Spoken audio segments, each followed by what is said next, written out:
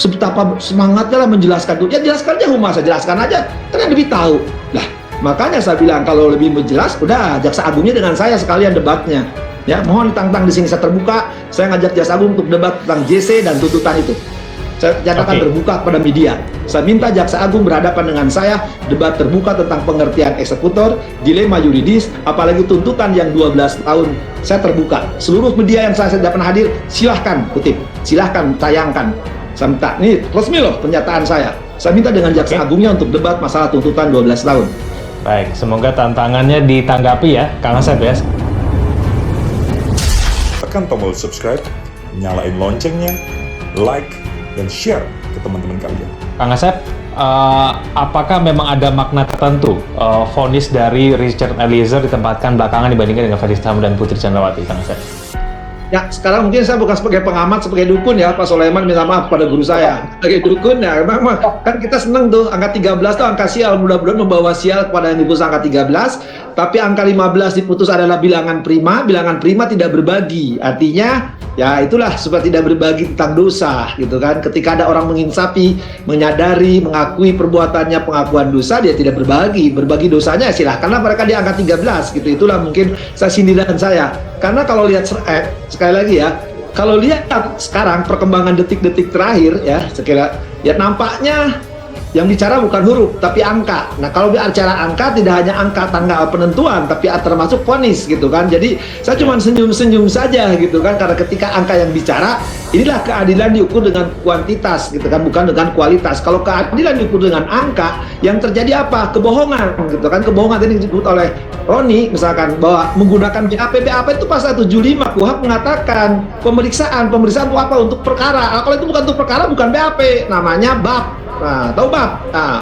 bang, pasangan dong gitu. Nah, itu yang terjadi, itu satu. Kedua, yang menarik lagi yang ingin katakan sindiran 13-15, ada sindiran kepada mereka-mereka bahwa jelas klaimnya Roni itu adalah JC, ya, bukan justice kalkulator. Kalau menghitung 8 sama 15 itu namanya kalkulator.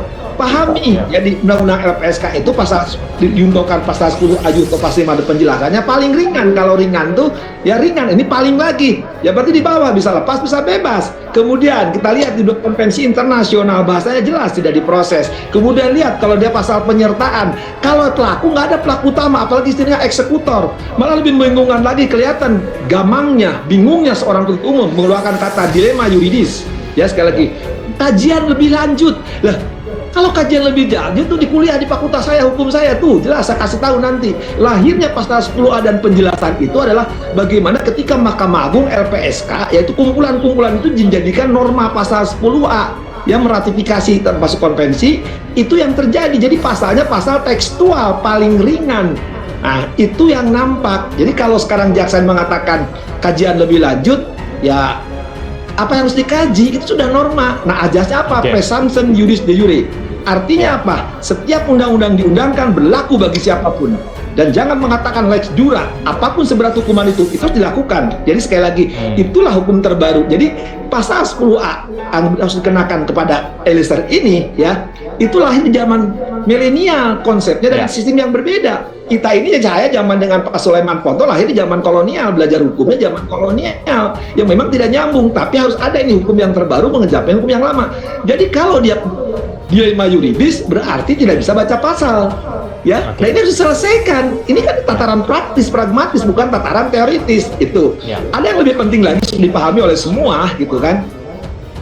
Nampaknya hari ini saya berbangga sekali. Sekali lagi harus mengucapkan terima kasih kepada kami itu ya, sahabat pengadilan, para guru besar lebih dari 100, dan para doktor hukum terbaik, saya sangat-sangat hari ini berbangga kepada para guru besar dan para dokter-dokter amat terpelajar ya, sebagai sahabat pengadilan akan turun ke pengadilan. Bahwa mereka menyatakan bukan menilai soal pembunuhan atas perintah, tapi ada pembunuhan di Republik ini dilakukan oleh anak-anak bangsa ya, orang dari terpencil, pangkat terendah, tapi punya kejujuran, jiwa satria yang memang harus kita hormati. Bukan di rumah soal Ica nggak ada ngaruh bagi kita, tapi ada kejujuran dilakukan oleh seorang pembunuh. Sejarah peradilan akan diukir dalam tinta emas ya.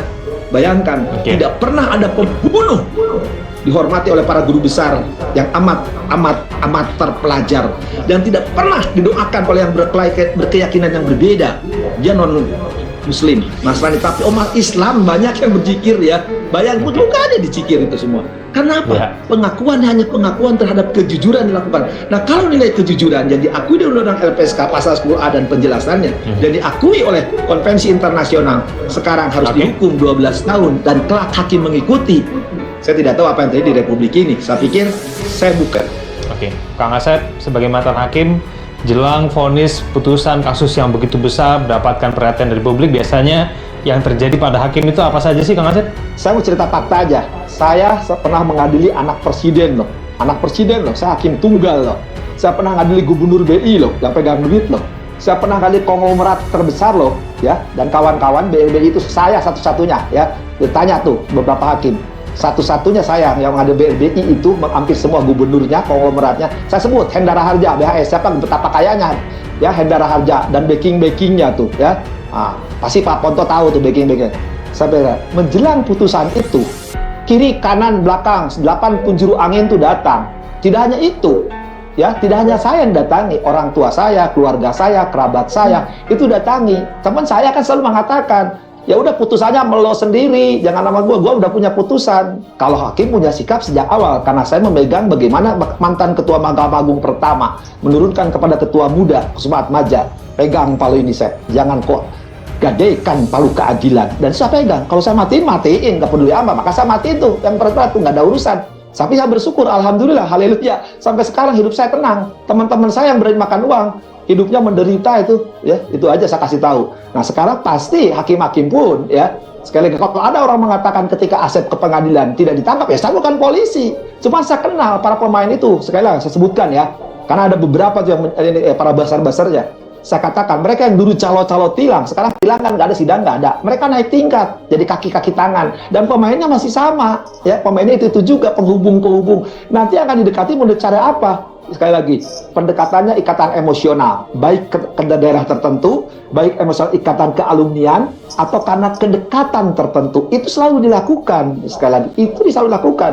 Bahwa atasan pun pernah, apalagi kami dulu pernah dua, ada Kementerian Kehakiman sama Mahkamah Agung, paling bingung lagi, yang satu dari Dirjen Peradilan, yang satu dari Hakim Agung. Saya buka aja, silahkan sini omongan saya pertanggungjawabkan. Nah, jadi jauh dari, tapi saya masih percaya majelis ini akan pertaruhkan. Pertaruhannya apa?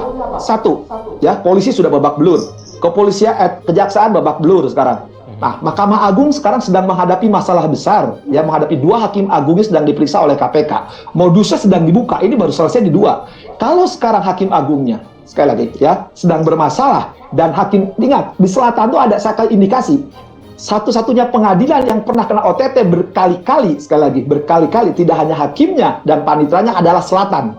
Selatan tuh saya tanya KPK, tuh tanya penasihat hukumnya FS, kan bekas orang KPK tuh, juru bicaranya. Anda Tanya, sebut nama di sini siapa? hakim yang tertangkap di selatan lebih dari 2, dan panitra lebih dari 1, dan panitra itu punya kaitan hubungan dengan pimpinan di Mahkamah Agung. Jadi sekali lagi, betul dikata Pak Sulaiman, bagaimana sekarang mengamankan hakim itu, ya, dari interaksi, komunikasi. Tadi komunikasi berbagai cara akan ditempuh. Tapi saya masih berharap dan percaya, kalau Anda hakimnya sekarang mengikuti pola-pola mafia, pola-pola bandar, ya, lengkaplah selesai bahwa peradilan. Anda menyebut nama nggak, Kang Asep? Sebelum saya ke Bang Martin. Anda menyebut nama nggak?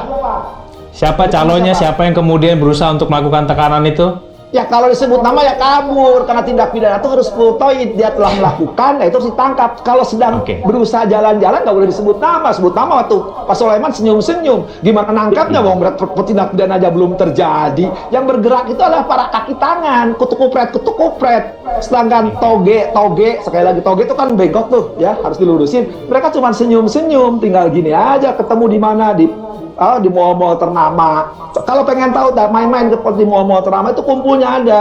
Ya, saya katakan. Sekarang kalau orang mengatakan kenapa Asep nggak menyebut nama, kan mereka belum melakukan, baru bergerakan mempengaruhi.